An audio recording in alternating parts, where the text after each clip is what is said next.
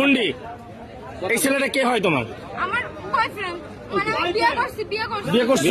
আচ্ছা, তুমি ওরা পছন্দ করো, ভালোবাসো। তোমার বাবা কে? আমার আব্বু ওই যে। ওরা আমি চিনি তো, আমার এই যে ইনি তোমার বাবা, উনি তোমার নিতে আসছে। তুমি কি তার সাথে যাবা? আমি ওনার সাথে যাবো।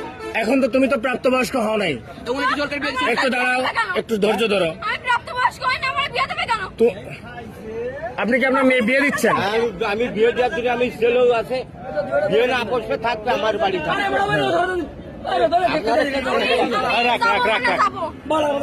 তুমি কি ওর সাথে যাবা? এখন তুমি তো প্রাপ্তবয়স্ক হও নাই। আমি ওর আব্বুর সাথে কথা বলছি। ও নাম্বার আমি তুমি ওর কপালে সিঁদুর দেওয়া আছে। আরে মুসলমান মুসলমান? কখন? মেয়ে দিচ্ছিলাম তাই মনে লাগছে। তোমার বাসা কোথায়? তোমরা নিতে আসছো? এরা যদি এখন তোমার মায়েরা পুলিশে দেয় কি করবা? তুমি এত সাহস নিয়ে কিভাবে আসলে রাজশাহী থেকে এখানে? মেয়ে ফোন করিস এই জন্য এসে আমি বলছি বলেই তো আসছি।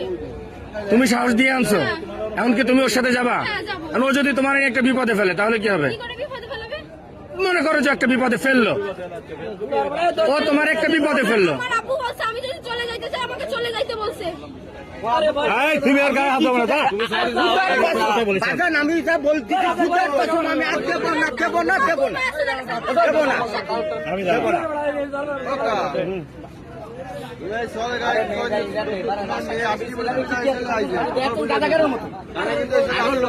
আরো লোক আছে, একটা গুরু হচ্ছে সামনে, একটা হিন্দু মেয়ে, এর গুরু আছে। আমি আপনাদের আমরা সেই মায়ের আমি আটকাইছি।